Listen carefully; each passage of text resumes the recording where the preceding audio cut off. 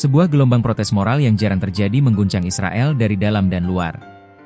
Lebih dari 450 tokoh Yahudi terkemuka dunia, termasuk mantan pejabat tinggi Israel, artis peraih Oscar, dan filsuf ternama, secara kolektif mendesak Perserikatan Bangsa-Bangsa, PBB, dan para pemimpin dunia untuk menjatuhkan sanksi terarah terhadap Israel atas dugaan genosida di Gaza. Surat terbuka yang dirilis bertepatan dengan pertemuan para pemimpin Uni Eropa di Brussels ini menyebut tindakan Israel tidak bermoral dan merupakan pelanggaran tanpa henti terhadap hukum yang ditetapkan untuk melindungi kehidupan manusia pasca Holocaust. Siapa saja tokoh-tokoh kuat yang menandatangani surat ini, termasuk mantan ketua parlemen Israel? Apa dasar hukum terkuat yang mereka gunakan untuk menyebut tindakan Israel memenuhi definisi genosida? Dan mengapa mereka menganggap solidaritas dengan Palestina sebagai pemenuhan ajaran Yudaisme, bukan pengkhianatan? Dalam 20 menit ke depan, kita akan membedah seruan bersejarah ini.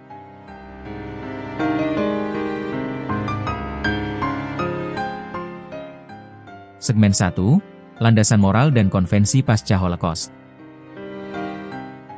Inti dari surat terbuka ini adalah argumen moral dan historis yang sangat kuat.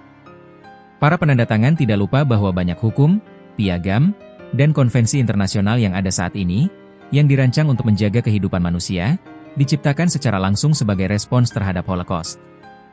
Host, mengutip surat, kami tidak lupa bahwa begitu banyak hukum, piagam, dan konvensi yang ditetapkan untuk melindungi dan menjaga seluruh kehidupan manusia diciptakan sebagai respons terhadap Holocaust. Namun, mereka melanjutkan dengan tuduhan tajam, perlindungan tersebut telah dilanggar tanpa henti oleh Israel. Ini adalah kritik internal yang paling menyakitkan bagi Israel, penggunaan sejarah penderitaan Yahudi sendiri, Holocaust, sebagai landasan untuk menuduh negara Israel saat ini melanggar prinsip-prinsip yang seharusnya paling mereka junjung tinggi. Mereka menundukkan kepala dalam kesedihan, menyimpulkan bahwa tindakan Israel akan dinilai telah memenuhi definisi hukum genosida.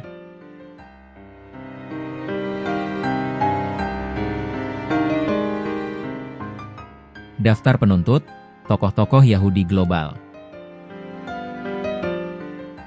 Kekuatan surat ini terletak pada daftar para penandatangannya, yang menunjukkan bahwa seruan ini merentang melintasi politik, seni, dan akademisi global. Mantan pejabat Israel, termasuk Avraham Burg, mantan ketua Knesset, Parlemen, Israel, dan Daniel Levy, mantan negosiator perdamaian Israel. Tuntutan dari internal elit politik Israel ini sangat signifikan. Dunia seni dan film. Pembuat film peraih Oscar Jonathan Glazer, dikenal lewat film-film kritis, penulis Kanada Naomi Klein, aktor Aswali Shaun, peraih Emmy Ilana Glazer dan Hanain Binder, dan komedian Eric Andre. Akademik dan literatur, peraih penghargaan Pulitzer Benjamin Moser, dan filsuf Israel Omri Boom. Kehadiran tokoh-tokoh dari Hollywood, sastra, dan jantung politik Israel menunjukkan bahwa ini bukan hanya protes pinggiran, tetapi perpecahan yang mendalam di antara komunitas Yahudi dunia mengenai tindakan Israel di Gaza.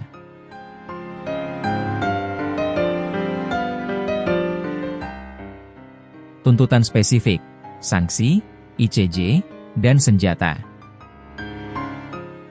Surat terbuka ini tidak hanya berisi kecaman moral, tetapi juga tuntutan yang sangat spesifik dan dapat ditindaklanjuti secara hukum.